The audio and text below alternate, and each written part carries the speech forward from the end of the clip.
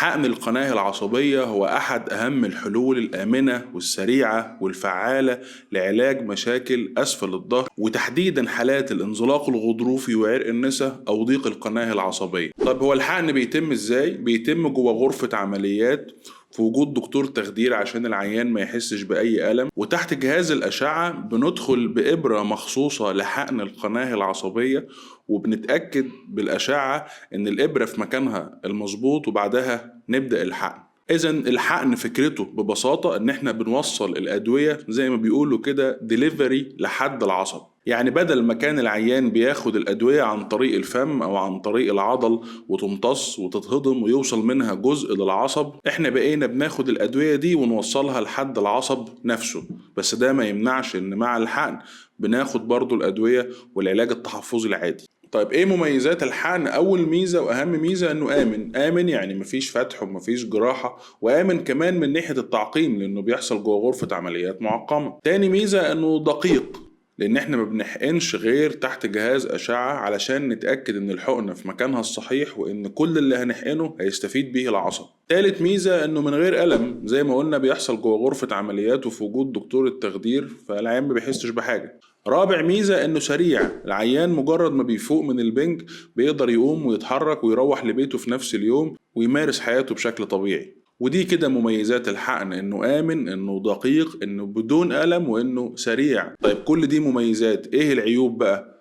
العيب الأهم إن نسبة نجاحه عمرها ما تبقى 100%، وإلا نبقى لغينا الجراحة. نسبة نجاح حقن القناة العصبية تتراوح من 60 ل 70%، وده بيتوقف على اختيار الحالة المناسبة للحقن. مش كل الحالات ينفعها الحقن، لا، لازم نختار العيان المناسب اللي نبقى عارفين نسبة نجاح الحقن في العيان ده عالية.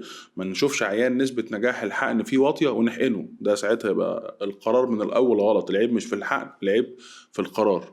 طب مين العيان المثالي اللي ينفعه الحقن؟ أول حاجة العيان اللي ما عندوش علامات منذرة، يعني ما فيش أمارات في الفحص الطبي تقول إن العيان ده العصب بتاعه في خطر. طب ايه هي الامارات المنذرة دي؟ اولا سقوط القدم او وجود ضعف في القدم، ضعف ملحوظ ما بين الرجل اليمين اللي العين بيشتكي منها مثلا على سبيل المثال والرجل الشمال اللي ما بيشتكيش منها. لو لقينا الرجل اليمين دي اضعف بشكل ملحوظ عن الرجل الشمال يبقى العيان ده ما ينفعوش الحقن. يبقى دي امارة من الامارات المنذرة، وجود ضعف ملحوظ في الرجلين او وجود سقوط في القدم او انفلات في البول. ساعتها العيان ده لازم التداخل الجراحي. التداخل الجراحي هو اللي هيجيب نتيجة في العيان ده علشان نوسع حوالين الأعصاب كويس، وعلشان نحل المشكلة من أساسها أو من جذورها، فالعيان يعرف يتحرك ويحس باستجابة وإنه استفاد وتحسن من الإجراء اللي تمله. العيان ده الحقن مش هيجيب فيه نتيجة. وهتلاقوا على الصفحة هنا عيانين كتير معمول لهم العملية بفضل الله النتائج بتاعتهم ممتازة وأمورهم طيبة جدا بعد الجراحة. لكن لازم نختار العيان اللي نعمل له الجراحة ونختار العيان اللي نعمل له الحقن. ده ينفع بعض العيانين وده ينفع بعض العيانين. طب لو العيان بتاعنا ما عندوش الأمارات المنذرة اللي قلنا عليها، لكن بيشتكي من ألم شديد جدا في الظهر وفي الرجل ومش بيتحسن، العيان ده يعتبر حقن القناة العصبية هو حل مثالي علشان يتخلص من الألم بتاعه. يعني لو العيان ده اتحقن أو الحقنة نتيجتها جابت معاه تحسن 60 ل 70% من الألم، ساعتها نقول الحمد لله وفدينا العملية. طيب لا قدر الله لو العيان ده اتحقن وما تحسنش، اللي هي النسبة اللي فاضلة 30% من العيانين، يبقى العيان ده لازم له العملية. لأن إيه تفسير إن إحنا وصلنا مضادات الالتهاب لحد العصب جوه والعيان ما تحسنش؟ ده معناه إن العصب مضغوط جدا فما تحسنش. وفي الغالب العصب اللي ما تحسنش وإحنا وصلنا له الأدوية لحد عنده جوه القناة العصبية، ده مش هيتحسن مع الأدوية العادية ولا مع جلسات العلاج الطبيعي. فيبقى العيان ده محتاج العملية علشان نخلصه من مشكلة الألم. لكن زي ما قلنا ده 30% بس من العيانين، لكن 70% بيتحسنوا مع حقن القناة العصبية، بفرض ان مفيش علامات منذرة زي ما قلنا. طيب عشان الناس اللي تاهت بالفحص الطبي العيان عنده العلامات المنذرة اللي قلنا عليها، يبقى العملية من الأول. طب لو العلامات دي مش موجودة وكل اللي موجود ألم، يبقى العيان ده يتحقن وربنا يكرمه ويتحسن زي ما قلنا نسبة 60 أو 70%. ما تحسنش، ساعتها يبقى 30% اللي فاضلين دول اتأكدنا ان الدواء والعلاج الطبيعي مش هيعملوا لهم حاجة، ونوقف نزيف الفلوس والمرواح والمجي والمجهود، ويبقى الحل النهائي اللي هو العملية ان احنا نوسع على القناة العصبية. طيب دلوقتي هوريكم عيان عنده 63 سنة حقنته حقن القناة العصبية عشان هو كان مستعجل ربنا يرجعه بالسلامة، مسافر يعمل عمرة، وجالي قبل العمرة بحوالي 20 يوم. اديته علاج لمدة أسبوع وقال لي أنا عايز حل سريع، فقررت له حقن القناة العصبية. وزي ما قلت لكم اتأكدت بالفحص إن مفيش العلامات المنذرة اللي قلنا عليها زي سقوط القدم أو ضعف ملحوظ ما بين الرجلين أو انفلات البول. الحمد لله الحاجات دي ما كانتش موجودة، إذن العيان ده ينفعه الحقن. حقنته وبفضل الله جالي بعد الحقن بيوم واحد بس، يعني حقنته يوم الجمعة، عدينا السبت وجالي يوم الأحد في العيادة، وكان مبسوط جدا من النتيجة اللي وصل لها، وقال لي إنه اتحسن بنسبة 90%. وده كان من كرم ربنا علينا، ومعناه بس إن هو راجل طيب، مش معناه إن الحقن بيجيب 90% في كل العيانين، لا الحقن بيجيب 60 ل 70%. كان مبسوط جدا بالحقن.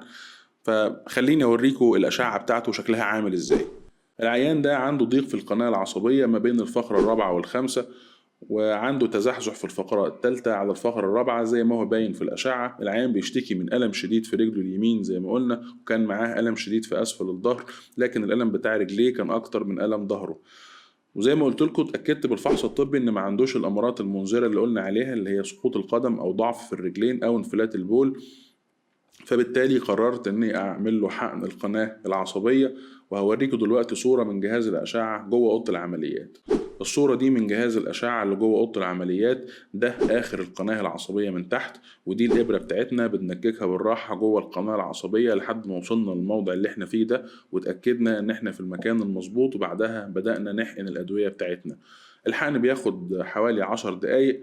خلصنا الحقن خرجنا من غرفة العمليات، والعيان مجرد ما بيفوق من البنج بيبدأ يتحرك ويمارس حياته بشكل طبيعي بفضل الله. وزي ما قلت لكم ان المفاجأة انه جاي لي بعدها بيوم واحد من الحقن يقول لي ان في تحسن بنسبة 90%.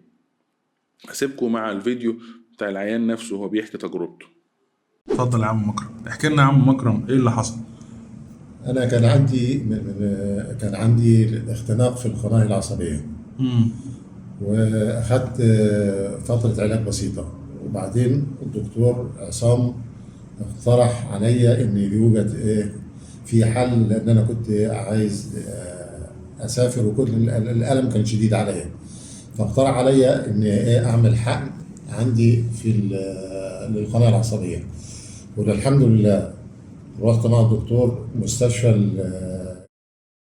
ودخلت العمليات، وتم إجراء الحقن ليا بالنسبة للقناة العصبية، أخدت الحقن. ومن فضل من ربنا بعد 24 ساعة حسيت بتحسن شديد جدا في الساق في رجلي اليمين كلها، وده من فضل ربنا عليا. وبقت الأمور عندي مستقرة يعني أكتر من 90%. طيب تقدر تقول لي قبل الحقن كان الوجع مكانه فين او كان بيجي فين؟ قبل الحمل الوجع كان بيبدأ من هنا، من عند المفصل، ماسك العضلة قبل العضلتين، العضلة اللي قبل الركبة واللي تحت الركبة. والحمد لله لما تم إجراء الحقن اختفى عني هذا الألم، الحمد لله. وده من فضل الله وبنحمد الله عليه. الحمد لله. طيب يبقى الخلاصة، حقن القناة العصبية واحد من أهم الحلول اللي موجودة حديثا، اللي بنستخدمها في العيانين اللي بيعانوا من مشاكل أسفل الظهر وعرق النسا، لأنه بيعتبر حل وسط ما بين الأدوية العادية وجلسات العلاج الطبيعي وما بين العملية، سواء في العيانين اللي حالتهم لسه ما تستدعيش العملية، أو في العيانين اللي مش مستحملين الألم والأدوية العادية وجلسات العلاج الطبيعي مش جايبة معاهم نتيجة. أرجو إن الفيديو كان مفيد لحضراتكم، ونتقابل في فيديوهات تانية إن شاء الله. أنا دكتور عصام عاصي، سلام عليكم.